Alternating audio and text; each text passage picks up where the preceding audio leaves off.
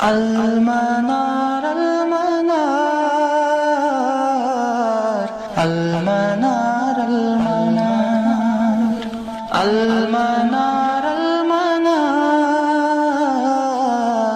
المنار المنار اے امین علم و فن، اے حکمتوں کے انجمن، تجھ پہ نازاں ہے چمن، تجھ پہ نازاں ہے چمن۔ السلام علیکم ورحمۃ اللہ وبرکاتہ۔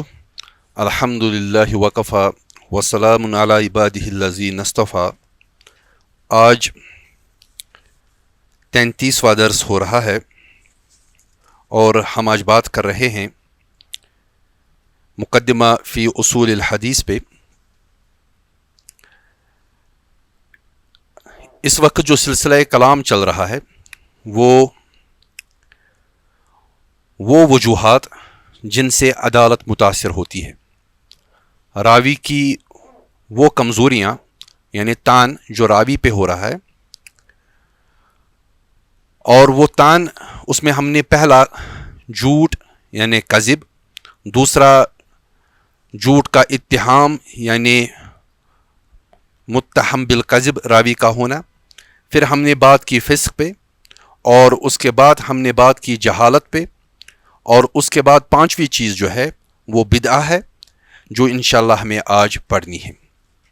تو گزشتہ درس پہ ہم نے جہالت و راوی پہ بات کی تفصیل کے ساتھ، ہم نے اصطلاحی معنی بھی بتائے، ہم نے لغوی معنی بھی بتائے، اسباب بھی بتائے جہالت کے کیا ہوتے ہیں، مجہول سے کیا مراد ہے یہ بھی بتایا، پھر مجہول کی قسمیں مجہول العین اور مجہول الحال، اور پھر تیسرا مبہم، اس پہ ہم نے تفصیل کے ساتھ بات کی۔ پھر ہم نے حکم لگایا ان پہ کہ صاحب کتاب نے یعنی عبدالحق محدث دہلوی نے مجہول کہہ کر اور مبہم کہہ کر کیا حکم لگایا ہے ان پہ، تو یہ تفصیل کے ساتھ بات ہو گئی۔ اب آج جو ہے وہ بدعہ ہے، تو پانچویں وجہ جو ہے وہ بدعت ہے۔ بدعت البدعہ لغت کے اعتبار سے یہ مصدر من بدع الشیء یبدأہ بدعا بمعنی انشأہ، یہ بدع سے ہے، بدع یبدأ، بدع یبدأ یعنی فتح یفتح کے باب سے ہے، جس کا معنی ہے کسی چیز کو شروع کرنا، اسی کا مصدر بنتا ہے بدعت، جس کو البدعہ عربی میں کہتے ہیں۔ تو اصل میں یہ لفظ جو ہے مصدر ہے بدع یبدع سے، اور اس کے معنی ہے انشأہ، کسی چیز کو شروع کرنا۔ البدعہ ہی احداث امر جدید فی الدین لم یفعلہ النبی صلی اللہ علیہ وسلم ولا الصحابہ ولا التابعین۔ بدعہ جو ہے یہ کسی نئے معاملے کا رونما ہونا، شروع ہونا، فی الدین لیکن دین میں، لم یفعلہ جس کو نہ کیا ہو نبی صلی اللہ علیہ وسلم نے، ولا الصحابۃ اور جس کو نہ کیا ہو صحابہ نے، ولا التابعین اور جس کو نہ کیا ہو تابعین نے، تو ایسے کام کو ہم بدعت کہتے ہیں۔ تو جب ہم کہتے ہیں الاحداث تو اصل میں یہ حدث ہوتا ہے، الحدث۔ تو حدث سے کیا مراد ہے؟ وَمَا ابْتُدِئَ فِي الدِّينِ بَعْدَ الْإِكْمَالِ، حدث سے مراد یہ ہے کہ جو نیا کیا جائے دین میں اس کے بعد کہ دین مکمل ہو چکا ہے، کیونکہ رسول اللہ صلی اللہ علیہ وسلم کے زمانے میں دین مکمل ہو چکا ہے۔ الیوم اکملت لکم دینکم، کہ آج ہم نے آپ کا دین مکمل کیا۔ تو بعد الاکمال، دین کی تکمیل کے بعد جب کوئی نئی چیز دین میں داخل کی جائے، کوئی نئی چیز دین میں شروع کی جائے تو وہی حدث ہوتا ہے۔ اور احداث الشیء جب ہم کہتے ہیں ہی احداث امر جدید، کسی نئی چیز کو شروع کرنا، فی الدین دین میں، اور وہ نئی چیز کون ہوتی ہے؟ وہ نئی چیز وہ ہوتی ہے لم یفعلہ النبی، جس کو نہ نبی نے کیا ہو، ولا صحابہ، نہ صحابہ نے کیا ہو، ولا تابعین، اور نہ تابعین نے کیا۔ تو اصل میں صحابہ اور تابعین جو کچھ کرتے ہیں وہ نبی صلی اللہ علیہ وسلم سے ہی آیا ہوتا ہے۔ صحابہ کبھی بھی دین میں کوئی نئی چیز شروع نہیں کرتے۔ اگر ہمیں کوئی موقوف عمل بھی ملے جو صحابہ کرتے ہیں تو اس کا مطلب ہی یہ ہے کہ وہ اصل میں انہوں نے نبی صلی اللہ علیہ وسلم سے ہی لیا ہے، اور تابعین بھی ہمیشہ صحابہ سے ہی عمل لیتے۔ تو جب ہم کہیں گے الحدث، تو الحدث وما ابتدع فی الدین بعد الاکمال، تو اصل میں یہ ہوتا ہی ہے کہ کوئی نئی چیز دین میں تکمیل کے بعد، دین میں کمال کے بعد، جب وہ مکمل ہو جائے تو کمال آ جاتا ہے دین میں، تو اس کے بعد جب کوئی نئی چیز شروع کی جائے دین میں تو اس کو حدث کہیں گے ہم۔ اور امام شاطبی نے اس کو زیادہ وضاحت کے ساتھ بیان کیا ہے۔ امام شاطبی الاعتصام میں، کتاب الاعتصام میں بیان کرتے ہیں کہ اصطلاحاً البدعہ، کہ بدعت سے اصطلاحاً کیا مراد ہے؟ طریقۃ فی الدین مخترعۃ تزاحی الشریعہ یقصد بالسلوک علیہا ما یقصد بالطریقۃ الشرعیہ۔ اصطلاحی طور پر طریقۃ فی الدین، یہ دین میں ایک طریقہ ہوتا ہے، مخترعۃ، وہ طریقہ جو اختراع کیا گیا ہو۔ یہ طریقہ نہیں کہ جو پہلے سے دین میں ہے، بلکہ وہ جو فیبریکیٹ کیا گیا ہو، اختراع کیا گیا ہو، تزاحی الشریعہ، اور جس کو ہم پلہ قرار دیا گیا ہو، کس کے ساتھ؟ شریعت کے ساتھ، یعنی شریعت کا حصہ بنایا گیا ہو اس کو۔ یقصد بالسلوک علیہا ما یقصد بالطریقۃ الشرعیہ، اور مقصد ہوتا ہے اس طریقے پر چل کر وہی جو مقصد ہوتا ہے شرعی طریقے پر چل کر، یعنی وہ نیا کام، وہ نئی چیز جو دین میں ایجاد کی گئی، اور اس کو بالکل اسی طرح سے ایک مسلمان لیتا ہے جس طرح سے وہ شریعت کو لیتا ہے، شرعی احکام کو لیتا ہے۔ وہ سمجھتا ہے کہ اس کام پہ عمل کر کے، اس فعل پہ عمل کر کے اصل میں وہ شریعت پہ عمل کر رہا ہے، یعنی جو کام، نیا کام دین جان کر عمل میں لایا جائے اس کو بدعت کہتے ہیں۔ تو امام شاطبی نے بہت ہی آسان الفاظ میں اس کو سمجھایا ہے کہ بدعت سے کیا مراد ہے۔ اب دیکھ لیجئے وقال عبد الحق الدہلوی رحمہ اللہ۔ اب ہمارے جو ماتن ہے، آپ کی کتاب آپ دیکھ لیجئے، اس کتاب میں عبد الحق محدث دہلوی رحمہ اللہ بیان کرتے ہیں اور سمجھاتے ہیں وَأَمَّا الْبِدْعَةُ فَالْمُرَادُ بِهِ اعتقاد امر محدث على خلاف ما عرف في الدين وما جاء من رسول الله صلى الله عليه وسلم واصحابه بالنوع شبهة وتعويل لا بطريق جهود وانكار فان ذلك كفر۔ بہت ہی اہم نقطہ ہے۔ واما البدع، جہاں تک بدعت کا تعلق ہے، فالمراد به، پس اس سے کیا مراد ہے؟ اعتقاد امر محدث على خلاف ما عرف في الدین وما جاء من رسول اللہ صلی اللہ علیہ وسلم۔ اس سے مراد ہے اعتقاد رکھنا ایک نئے عمل کا، ایک نئے معاملے کا جو خلاف ہو اس کے جو جانا گیا ہو دین میں، جو معروف ہو دین میں، ایک ایسا اعتقاد اس نئی چیز پر جو اس کے خلاف ہو، جو دین میں معروف ہو، وما جاء عن رسول اللہ صلی اللہ علیہ وسلم، اور جو نہ آیا ہو جناب محمد مصطفیٰ صلی اللہ علیہ وسلم سے، وہ اصحابی، اور نہ ان کے اصحاب سے، بالنوع شبہۃ و تعویل، لیکن یہ اعتقاد کس بنیاد پر ہے؟ شبہ کی بنیاد پر اور تعویل کی بنیاد پر۔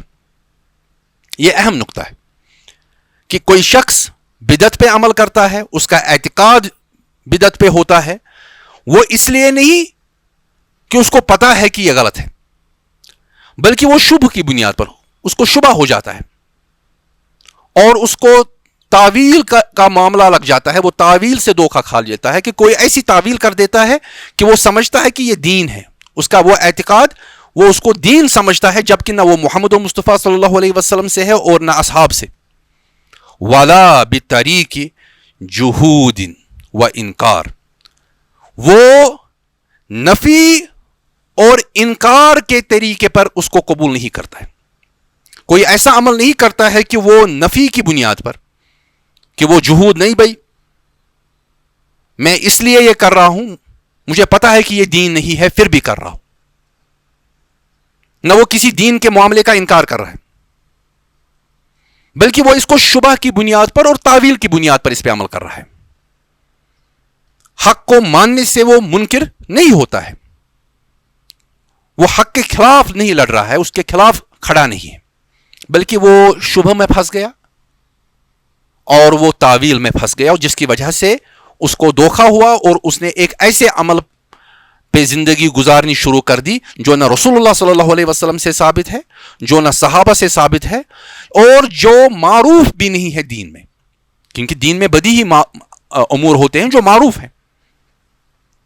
فَإِنَّ ذَلِكَ کفر، کیونکہ اگر وہ انکار کی بنیاد پر، اگر وہ جہود کی بنیاد پر کہ وہ نفی کر رہا ہے حق کا، تو وہ تو کفر ہے، اس میں کوئی شک نہیں. اگر کوئی شخص ایسا کر رہا ہے تو وہ کافر ہے. لیکن اگر اس کو شبہ ہو گیا اور وہ تعویل کی وجہ سے کسی ایسی چیز پر عمل کر رہا ہے جو دین میں معروف نہیں ہے، تو ایسی صورت میں ہم کہیں گے کہ وہ بدعت میں مبتلا ہو گیا، نہ کہ ہم یہ کہیں گے کہ وہ کفر میں مبتلا ہو گیا. تو یہاں پر صاحب کتاب نے اصل میں جس بدعت کی طرف ہماری توجہ مبذول کی ہے وہ ایک الگ قسم ہے، جس کو ہم بدعت صغرا کہتے ہیں. بدعت ہمارے پاس دو طرح کی ہے، بدعت کبریٰ اور بدعت صغرا. بدعت کبریٰ وہ ہے جس میں آدمی کافر ہو جاتا ہے، اور بدعت صغرا وہ بدعت ہے جس میں آدمی کافر نہیں ہوتا لیکن فسق کا شکار ہوتا ہے. جب ہم نے فسق، عدالت کے تان میں سے ایک تان فسق بھی تھا، جب ہم نے وہاں متن میں دیکھا تو وہاں لکھا ہوا ہے کیونکہ فسق کا تعلق جو ہے وہ بدعت کے ساتھ ہے، تو میں نے اس وقت بھی کہا تھا کہ آگے جا کر ہم اس کو پڑھیں گے. تو بدعت کی ایک قسم ہے جس سے آدمی فاسق تو ہو سکتا ہے لیکن کافر نہیں ہوتا. ایک قسم ایسی بھی ہے جس سے وہ کافر ہوگا. تو یہاں پر صاحب کتاب نے جس بدعت کا تذکرہ کیا ہے وہ وہی بدعت ہے جو اصل میں ایک آدمی کو فاسق بنا دیتی ہے. تو ہم نے اس سے پہلے بھی فسق پڑھا ہے، اب اس وقت یہ دوبارہ آ رہا ہے بدعت کی صورت میں. تو ایسی چیزوں کو سمجھنے کے لیے ہمارے پاس حدیث ہے جو امام بخاری نے بیان کی ہے، حدیث نمبر 2697، اور حدیث بالکل عام معروف حدیث ہے کہ حضرت عائشہ صدیقہ رضی اللہ تعالی عنہا کہتی ہے، قال رسول اللہ، کہ رسول اللہ صلی اللہ علیہ وسلم نے بیان فرمایا، من احدث فی امرنا ھذا ما لیس فیہ فہو رد، کہ جس شخص نے، کوئی بھی شخص جس نے ہمارے اس معاملے میں، یعنی دین میں، کچھ لوگوں نے کہا عبادات میں، بہرحال دین میں، ہمارے اس معاملے میں، یعنی اس اشارہ ہے دین کی طرف، کوئی نئی بات نکالی، ما لیس فیہ، جو اس میں نہیں، جو اس میں اس کا حصہ ہی نہیں تھی، فہو رد، پس وہ مردود ہے، اس کو رد کیا جائے گا، یعنی بدعت کو قبول نہیں کیا جائے گا. تو احداث الشیء جو ہوتا ہے، کوئی نئی چیز جو پیدا کی جائے دین میں، تو وہ چیز فہو رد، وہ مردود ہے، اس کو قبول. اس کا یہ مطلب نہیں ہے کہ کسی صالح آدمی نے اس پہ عمل کیا تو اس وجہ سے قبول کی جائے گی، نہیں. یہ بھی نہیں ہے کہ کوئی بدعت کسی قوم میں چل رہی ہے تو اس لیے قبول کیا جائے گا. یہ بھی نہیں ہے کہ کوئی بدعت کسی خاص زمانے تک چلی ہے تو اس لیے قبول کیا جائے، نہیں. جب تک نہ کسی عمل کا سورس یا تو خود رسول اللہ صلی اللہ علیہ وسلم ہو، یا صحابہ ہو، یا تابعین ہو، تب تک آپ اس عمل کو دین نہیں قرار دے سکتے. تو اسی لیے ماں عائشہ نے جو بات بیان کی وہ کلیئر ہے، من احدث فی امرنا ھذا ما لیس فیہ فہو رد، کہ ایسا کوئی کام جو اس میں پیدا کیا جائے ہماری اس شریعت میں، ہمارے اس دین میں، جو کہ اس کا حصہ نہیں ہے، فہو رد، پس وہ مردود ہے، اس کو رد کیا جائے گا. تو یہاں پر جو ہم نے عبدالحق محدث دہلوی رحمہ اللہ کی جو تعریف پڑھی کہ بدعت صغرا، اس کو بھی قبول نہیں کیا جاتا، کیونکہ وہ بھی ایک نئی چیز ہے، اس کو بھی رد کیا جائے گا. لیکن روات میں آپ یہ چیزیں دیکھیں گے کہ وہ کبھی کبھار کسی بدعت میں وہ ملوث ہوتے ہیں. تو اس حوالے سے ہم بات کرتے ہیں کہ اگر کوئی راوی اب ملوث ہے تو صغرا کہہ کر ہم یہ نہیں کہتے کہ اس کی بدعت قبول کی جائے گی، بلکہ ہمیں اس کے راوی کے بارے میں، اس راوی کے بارے میں جو उस बिदत में फंसा हुआ है, उसके बारे में हमारा तरीका क्या रहेगा, कि उसकी हदीस जो बयान करदा हदीस होगी उस हवाले से हमें क्या करना है, तो उस चीज़ पे हमारी तवज्जो होनी चाहिए। अनवाउहा, बिदत की किस्में हैं। अलबिदअतु नौआन, बिदत दो तरह की है, दो किस्मों की है। पहली किस्म बिदअतुन मुकफ्फिरा, ऐसी बिदत जो काफिर बना दे, तो इसी को बिदअत कुबरा भी कहते हैं, जो मैं अभी कह रहा था। तो पहली चीज बिदअतुन मुकफ्फिरा, ऐसी बिदत जो मुकफ्फिरा है, जो काफिर बना दे। आई युकफ्फरु साहिबुहा बिसबबिहा, यानी कि जो शख्स ऐसी बिदत करे जो मुकफ्फिरा है, वो कुफ्र करता है, उसकी तकफीर की जाएगी ऐसे शख्स की, क्योंकि उसने वो काम किया जो असल में बिदअत मुकफ्फिरा है। कअन यअतकिदु मा यस्तलजिमु अल कुफ्र, या ये कि वो कोई ऐसा एतकाद रखे जो मुस्तलजिम हो कुफ्र के। कोई शख्स अगर वो एतकाद रखता है तो वो कुफ्र का शिकार हो गया। मसलन कादियानियों का खत्म नबूवत का इनकार करना एक बिदत है कि नबी सैयदना मोहम्मद सल्लल्लाहु अलैहि वसल्लम के बाद एक नबी आ सकता है, एक बिदत है, लेकिन ऐसी बिदत है जो मुकफ्फिरा है। तो ऐसी सूरत में जब कोई शख्स इस बिदत का शिकार हो जाए, हम कहेंगे कि यह बिदत मुकफ्फिरा, बिदत कुबरा में फंसा हुआ है, तो यह काफिर है। तो जब रावी काफिर हो तो उसके बारे में कोई बहस ही नहीं है कि उसकी हदीस कबूल की जाएगी या नहीं की जाएगी, क्योंकि वो बिदत मुकफ्फिरा में फंसा हुआ है, तो ऐसी हदीस को हम छोड़ देते क्योंकि रावी काफिर है।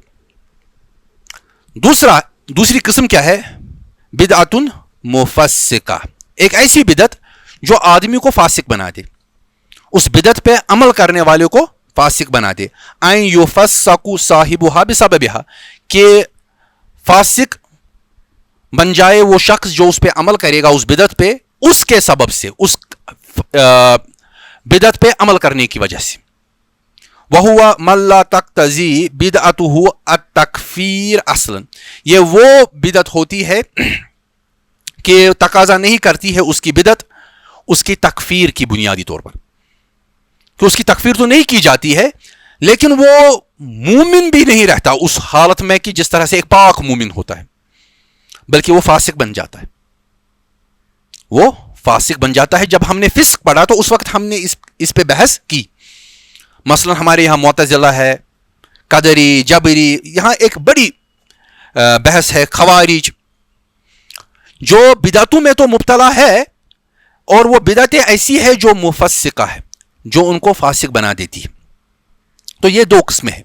साहिब किताब अब्दुल हक मुहद्दिस दहलवी रहमहुल्लाह ने जब बात की है बिदअत पे, तो वो असल में बिदअत मुफस्सिका की बात कर रहे हैं, जिसका हमने दूसरा नाम बताया कि ये बिदअत सुगरा है, छोटी बिदअत है। हुक्म रिवायतुल मुब्तदी, अब जो बिदअती शख्स है उसकी रिवायत का हुक्म क्या है। इनकानत बिदअतुहु मुकफ्फिरतन तुरद्दु रिवायतुहु, अगर उसकी बिदअत मुकफ्फिरा है, काफिर बना देने वाली, तो उसकी रिवायत को रद्द किया जाएगा, उसमें कोई शक नहीं, कोई बहस नहीं। लेकिन असल बहस हमारा दूसरा नुक्ता है। व इनकानत बिदअतुहु मुफस्सिका, और अगर उसकी बिदअत, रावी की बिदअत मुफस्सिका है, फिस्क वाली है, फस्सहीहु अल्लज़ी अलैहिल जुमहूर, बस सही वही है जिस पर जमहूर है। वो क्या है, अन्ना रिवायतहु तुकबलु बिशर्तैन, कि उसकी रिवायत जो है कबूल की जाएगी दो शर्तों के साथ। और वो क्या है, पहली शर्त अल्ला यकून दाइयतन इला बिदअतिही, कि वो बुलाने वाला नहीं होना चाहिए, वो रावी जो बिदत में मुब्तला हो, वो बुलाने वाला, दाई नहीं होना चाहिए अपनी बिदत की तरफ। फिस्क में भी हमने इस पे बात की है। दूसरा, व अल्ला यरवी मा युरव्विजु बिदअतहु, कि वो रिवायत नहीं करना चाहिए, जो वो रिवायत कर रहा है वो रिवाज नहीं देना चाहिए उसकी बिदत को, यानी जिस बिदत में वो मुब्तला है वो रिवायत ऐसी करे जो उसकी ही बिदत को रिवाज दे। اگر یہ دو شرطیں مکمل ہو جائیں تو جمہور کے نزدیک اس کی روایت کو قبول کیا جائے گا. پہلی شرط کہ وہ داعی نہیں ہونا چاہیے اپنی بدعت کی طرف. دوسری شرط کہ وہ جو حدیث روایت کر رہا ہے وہ رواج نہیں دینی چاہیے اس بدعت کو جس پہ وہ خود کھڑا ہے. تو یہ حکم ہے ایک مبتدی کی روایت کا. اب حکم حدیث المبتدع کیا ہے؟ حکم بدعتی کی حدیث کا ہمارے کتاب کے مصنف کے سامنے جو ہمارے ماتن ہے عبدالحق محدث دہلوی رحمہ اللہ کے یہاں، تو انہوں نے 4 مسلک بیان کیے.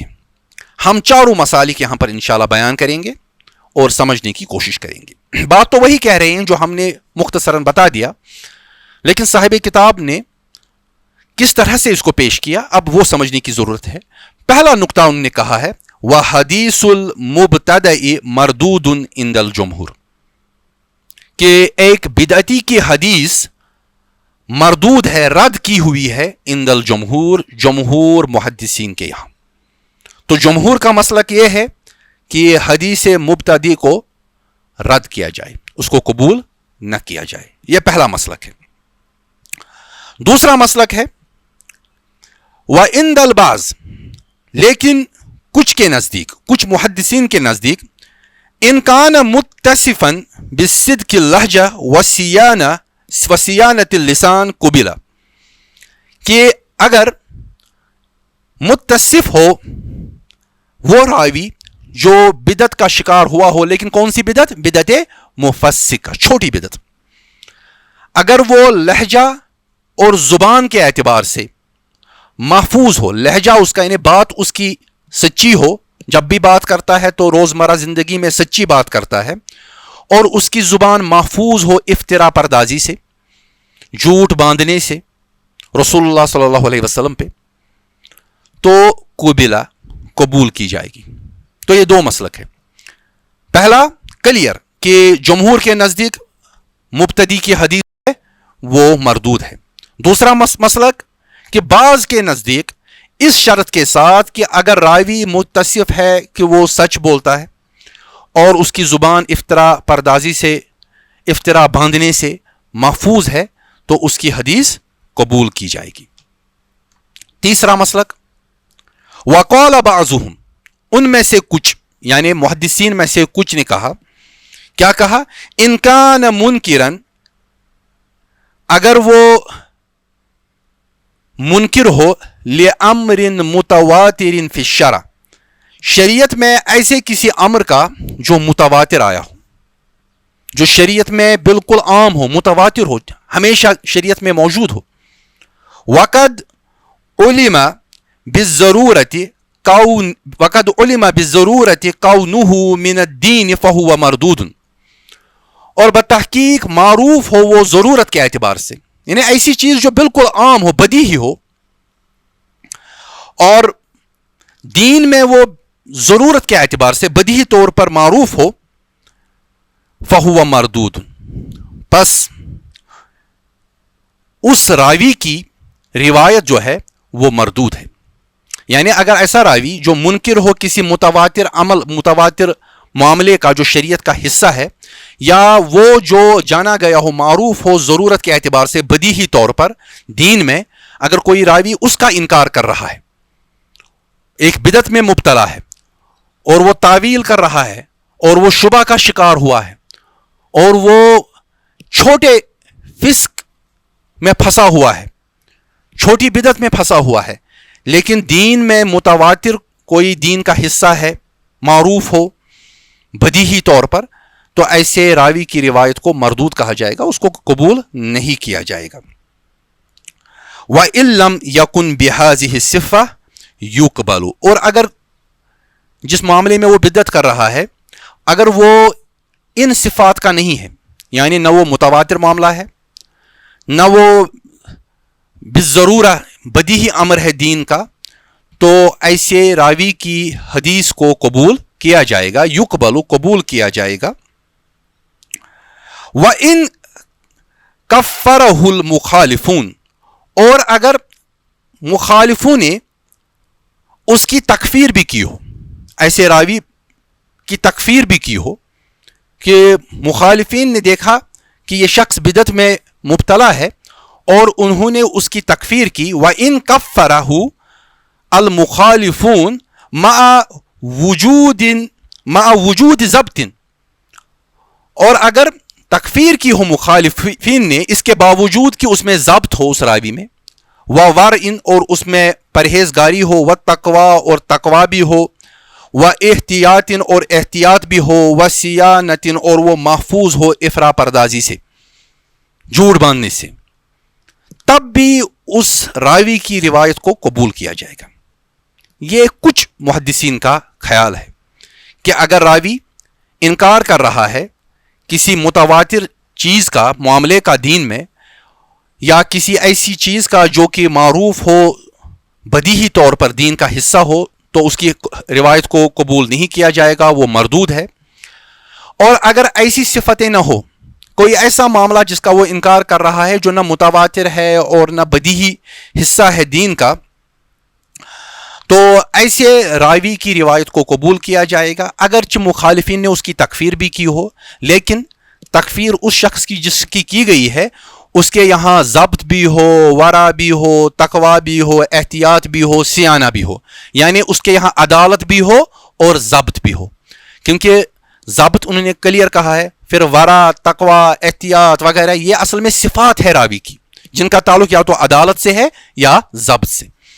اگر کسی نے کسی راوی کو کافر بھی کہا ہے تب بھی اس کی روایت کو قبول کیا جائے گا, کیونکہ وہ ایک ایسی چیز کا انکار کر رہا ہے بدعت کی وجہ سے جو چیزیں نہ تو متواتر ہے اور نہ بدیہی طور پر دین کا ایک حصہ ہے. اور چوتھا مسلک جو ہے, اب ہمارے صاحب کتاب نے چوتھا مسلک بیان کیا اور اس کے ساتھ بیان کیا والمختار. والمختار, اور مختار مسلک کیا ہے, یعنی وہ جو خود صاحب کتاب اختیار کر رہا ہے, جس کو صاحب کتاب ترجیح دے رہا ہے. والمختار انہ ان کان داعیا الی بدعتہ, اور مختار مسلک یہ ہے کہ اگر وہ راوی داعی ہو اپنی بدعت کی طرف, ومروجا لہ رد, یا اس کو ترویج دے رہا ہے تو رد کیا جائے گا, تو رد کیا جائے گا اس کی روایت کو. وہی جو ہم نے پہلے ابتدا میں کہا, تو صاحب کتاب بھی اسی کی طرف جا رہے ہیں. وَإِن لَمْ يَكُنْ كَذَلِكَ قُبِلَ, اگر ایسا نہ ہو, یعنی نہ وہ داعی ہو اپنی بدعت کی طرف اور نہ وہ رواج دے رہا ہو اپنی حدیث کی بنیاد پر اپنی بدعت کو, قبلہ تو قبول کی جائے گی. الا سوائے یہ, ان یروی شیئا یقوی بہ بدعتہ فہو مردود قطعا, سوائے یہ کہ وہ روایت کرے کوئی ایسی حدیث جو قوی بناتی ہو اس کی بدعت کو, فہو مردود قطعا, پس ایسی حدیث پھر قطعی طور پر مردود ہوگی, اس کو قبول نہیں کیا جائے گا. تو صاحب کتاب بھی وضاحت کے ساتھ بیان کر رہے ہیں کہ مختار مسلک یہ ہے کہ اگر وہ داعی ہو بدعت کی طرف, اپنی بدعت کی طرف, اس کو رواج دینے والا ہو تو رد کیا جائے گا, اس کی روایت کو قبول نہیں کیا جائے گا. اگر ایسا معاملہ نہیں ہے تو قبول کیا جائے گا اس کی حدیث کو. سوائے خیال اس چیز کا رکھنا چاہیے, اور بہت ہی سٹرس دے کر صاحب کتاب کہہ رہے ہیں کہ اگر وہ ایسی چیز روایت کر رہا ہے جو قوی بناتی ہو اس کی بدعت کو, پس وہ قطعی طور پر مردود ہے. تو اصل میں یہ بحث چل رہی ہے بدعت مفسقہ پر, وہ بدعت جو فسق میں راوی کو مبتلا کر دیتی ہے. تو اس سے پہلے بھی ہم نے فسق پڑھا ہے الگ سے, اب اس کو ہم تفصیل کے ساتھ یہاں بدعت میں بھی پڑھ رہے ہیں. تو آپ کی ذمہ داری ہے کہ آپ اس لیکچر کو اس لیکچر کے ساتھ کمپیئر کریں, پھر اس دونوں کو سن کر آپ حتمی فیصلہ لیں کہ کس طرح سے ایک بدعتی اور ایک فاسق راوی کی روایت کو لیا جائے گا. وَبِالْجُمْلَةِ الْأَئِمَّةُ مختلفون فی اخذ الحدیث من اہل البدع والاہواء وارباب المذاہب الزائغہ. وبالجملہ, مجموعی طور پر الائمہ, جو ائمہ ہے, حدیث کے ائمہ ہے, मुख्तलिफून वो मुख्तलिफ है यानी इख्तिलाफ रखते हैं। किस चीज़ का इख्तिलाफ रखते हैं? फ़ी अख्ज़िल हदीस, हदीस को लेना, मिन अहलिल बिदाई, बिदत वालों से, अहली बिदत से लेने में, वल अहवाई और नफ्स परस्तों से लेने में, व अरबाबिल मज़ाहिबिल ज़ाइगा और उनसे जो गुमराह फ़िरके हैं उनसे हदीस लेने में इख्तिलाफ है अइम्मा हदीस के दरमियान। कुछ लोगों ने देखा है कि वो उन रावियों से हदीस लेते हैं जो बिदत में मुब्तला है, और कुछ मुहद्दिसीन ऐसे हैं जो कंप्लीट इससे एहतियात बरतते हैं। तो साहिब किताब ने इसकी तरफ हमारी तवज्जो मबजूल की है और कहा है कि वबिल जुमलत, मजमूई तौर पर या मुख्तसरन आप ये कह सकते हैं, अल अइम्मतु मुख्तलिफून फ़ी अख्ज़िल हदीस मिन अहलिल बिदाई वल अहवाई व अरबाबिल मज़ाहिबिज़ ज़ाइगा, कि ये जो अइम्मा हदीस है ये इख्तिलाफ रखते हैं इस चीज़ में कि वो हदीसें लें, किन से लें? अहले बिदत से, अहले अहवा से और उन उलमा से जो मज़ाहिब ज़ाइगा के उलमा है उनसे। तो फिर इख्तिलाफ की वजह बयान की है साहिब किताब ने कि क्या वजह हुई है कि वो मुख्तलिफ है। तो साहिब किताब बयान कर रहे हैं, वक़ाल साहिबु जामिउल उसूल, कि असल में इस बारे में कहा है जामिउल उसूल के मुसन्निफ ने। जामिउल उसूल फ़ी अहादिस रसूल इब्न असीर की किताब है। ये किताब 12 जिल्दों में छपी है और इस किताब की जो तहकीक की है वो मशहूर मुहक्किक अब्दुल कादिर अल अरनाउत ने की है, आजकल बाज़ार में मिलती है। इसकी पहली जिल्द में ही, जामिउल उसूल की पहली जिल्द में ही वजह बयान की गई है कि क्यों इस मामले में इख्तिलाफ है कि हदीसें कुछ लोग अहली बिदत से ले रहे हैं और कुछ लोग नहीं ले रहे हैं। तो यहाँ पर साहिब किताब ने वजाहत की, वक़ाल और कहा, साहिबु जामिउल उसूल, साहिब यानी जामिउल उसूल के मुसन्निफ ने, अखज़ जमाअतुन मिन अइम्मतिल हदीस मिन फ़िरक़तिल ख़वारिज वल मुंतसिबीन इलल क़द्र, कि ली है हदीस अइम्मा में से एक जमात ने, हदीस के अइम्मा में से एक जमात ने किससे ली है? मिन फ़िरक़तिल ख़वारिज, उन्होंने ख़वारिज के फ़िरक़ों से भी हदीस ली है, वल मुंतसिबीन इलल क़द्र, और उनसे भी ली है जिनको हम कदरी कहते हैं, जो कदर की तरफ निस्बत रखते हैं, व तशय्यु, और उनसे भी ली है जिनको हम शिया कहते हैं, व रफ्स, और जो राफजी है उनसे भी ली है, वसाइर अस्हाबिल बिदअ वल अहवा, और तमाम अहले बिदत और अहले अहवा यानी नफ्स परस्तों से, उनसे भी हदीसें ली है। वक़दिहतात जमाअतुन आखरून, और एहतियात की है दूसरी जमातों ने, वतवर्रउ मिन अख्ज़ हदीसिन मिन हाज़िहिल फ़िरक़, और उन्होंने इज्तिनाब किया है कि हदीसें लें वो इन फ़िरक़ों से, वलिकुल्लि मिनहुम निय्यातुन, और इनमें से हर एक ने अपनी अपनी नीयत के मुताबिक काम किया है, यानी हर एक फ़िरके की, हर एक जमात की अपनी नीयत है। इंतहा, यहाँ पर कोट ख़त्म हो गया। जो असल में इन्होंने जामिउल उसूल से इबारत ली थी वो यहाँ पर मुकम्मल हो रही। पुराना तरीका है कि साहिब किताब बाद में कोट ख़त्म करके इंतहा लिखते हैं कि यहाँ पर इबारत ख़त्म होती है। तो यहाँ पर अगर आप गौर से देखेंगे, साहिब किताब ने जामिउल उसूल यानी इब्न असीर की बुनियाद पर कहा है, वक़ाल साहिबु जामिउल उसूल, के जामिउल उसूल के मुसन्निफ ने कहा है, क्या कहा है? अखज़ जमाअतुम मिन अइम्मतिल हदीस, के जमात में से अइम्मतिल हदीस में से एक जमात ने लिया है, मिन फ़िरक़तिल ख़वारिज वल मुंतसिबीन इलल क़द्र, ख़वारिज से भी ली है हदीसें और कदरियों से भी ली है, व तशय्यु, शियों से भी ली है, व रफ्स, और राफजियों से भी ली है, वसाइर अस्हाबिल बिदअ वल अहवा, तमाम अस्हाबे बिदअत यानी अहले बिदअत और नफ्स परस्तों से भी हदीसें ली हैं। ये एक तबका है।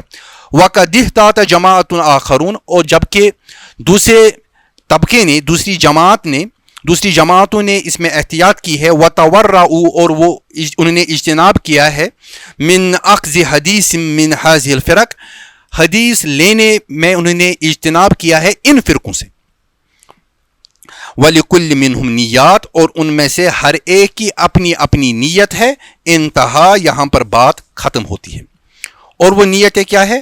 لا شک ولا شک ان اخذ الحدیث من هذه الفرق يكون بعد التحری والاستصواب، کہ اس میں کوئی شک نہیں ہے، ان اخذ الحدیث، کہ حدیث کا لینا، من هذه الفرق، ان فرقوں سے حدیث اخذ کرنا، یکون بعد التحری، وہ تحقیق کے بعد ہوتا ہے۔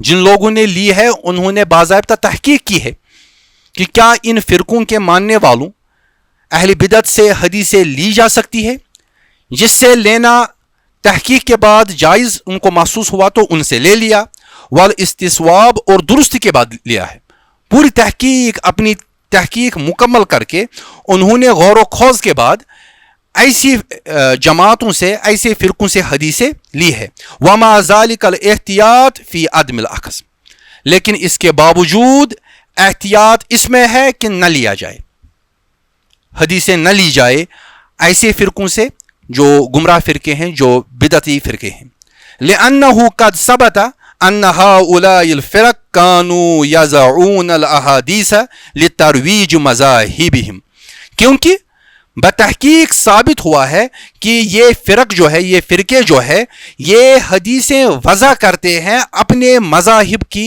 اپنے خیالات کی، اپنے مسلکوں کی ترویج کے لیے۔ خارجی بھی حدیثیں گڑھتے تھے، قدری بھی، اور جبری بھی، معتزلہ بھی، یہ لوگ حدیثیں گڑھتے تھے۔ معتزلہ تو بہرحال حدیث مانتے نہیں تھے، لیکن باقی جو لوگ تھے وہ حدیثیں گڑھتے تھے اپنے مذہب کی ترویج کے لیے، اس کو مضبوط کرنے کے لیے۔ وَكَانُوا يُقِرُّونَ بِهِ بَعْدَ التَّوْبَةِ وَالرُّجُوعِ، اور یہ لوگ کیا تھے؟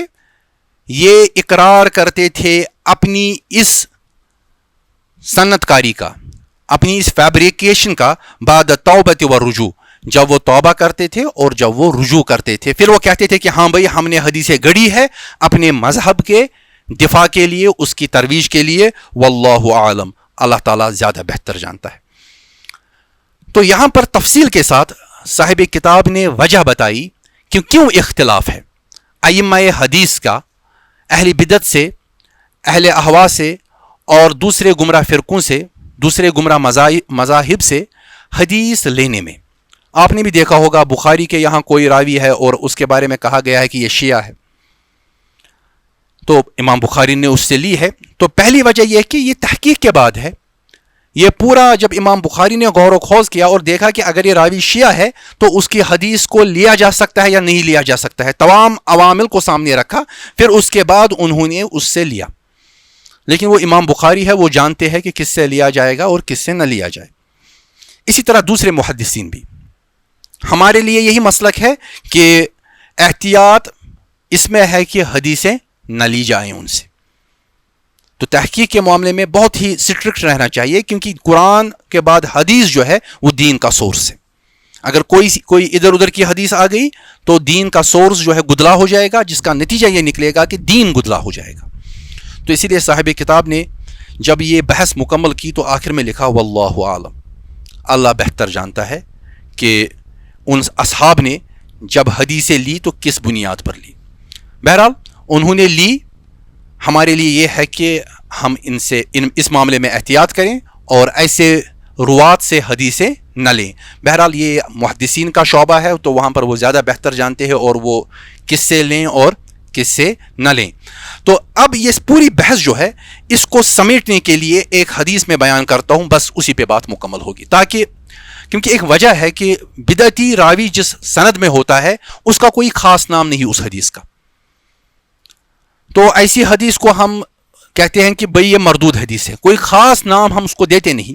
تو ایک حدیث میں نے بھی یہاں پر لی کہ حاکم کی المستدرک میں حدیث ہے، تو طویل ہے. مختصراً قال حدثنا ابو الصلت عبد السلام ابن صالح قال حدثنا ابو معاویہ عن العامش عن مجاہد عن ابن عباس رضی اللہ تعالی عنہما قال قال رسول اللہ صلی اللہ علیہ وسلم انا مدینۃ العلم وعلی بابها.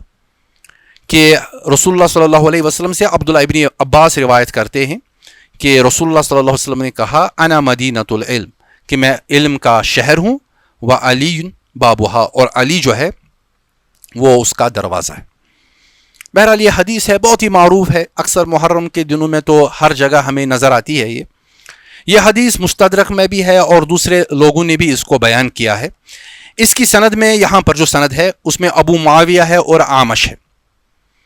دونوں پر یہ جو ہمارے اسماء و رجال کے علماء ہے انہوں نے تشیع کا تذکرہ کیا ہے کہ یہ تشیع کے شکار ہے، اور جو حدیث روایت کر رہے ہیں وہ حدیث تشیع کو ترویج دے رہی ہے. تو ٹیکنیکلی اگر آپ بات کریں گے تو آپ کہہ سکتے ہیں کہ یہ حدیث نہیں لی جائے گی. کیوں نہیں لی جائے گی؟ ابو معاویہ جس پہ تشیع کا الزام ہے، اور نیچے جو متن ہے انا مدینۃ العلم وعلی بابها، یہ تشیع کو سپورٹ کر رہی ہے، ترویج کر رہی ہے. تو ہماری دو شرطیں جو تھیں وہ مکمل نہیں ہوئی، تو ہم اس حدیث کو مردود کہیں گے، اس کو قبول نہیں کریں گے. لیکن بحث کیا ہے اصل میں امام بخاری نے اس پہ بحث کی ہے. قال البخاری، امام بخاری کہتے ہیں لیس لہ وجہ صحیح.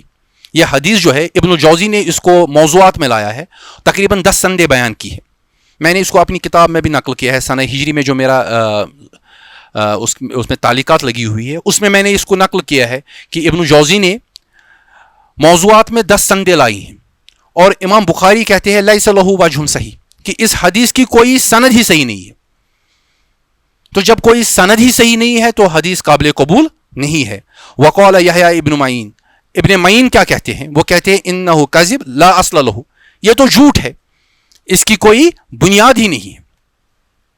اور یہ متقدمین محدثین ہیں جب یہ بات کریں تو یہ زیادہ بہتر جانتے ہیں اسماء و رجال کو، یہ زیادہ بہتر جانتے ہیں جرح و تعدیل کو. جب یہ بات کر رہے ہیں کہ یہ جھوٹ ہے اور اس کی کوئی بنیاد ہی نہیں، تو یہ حدیث انا مدینۃ العلم وعلی بابها خود بخود رد کی جائے گی.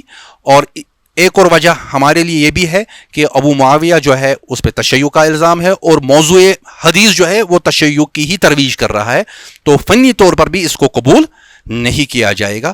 بات کو یہی مکمل کرتے ہیں. وآخر دعوانا ان الحمد للہ رب العالمین. السلام علیکم ورحمۃ اللہ. المنار المنار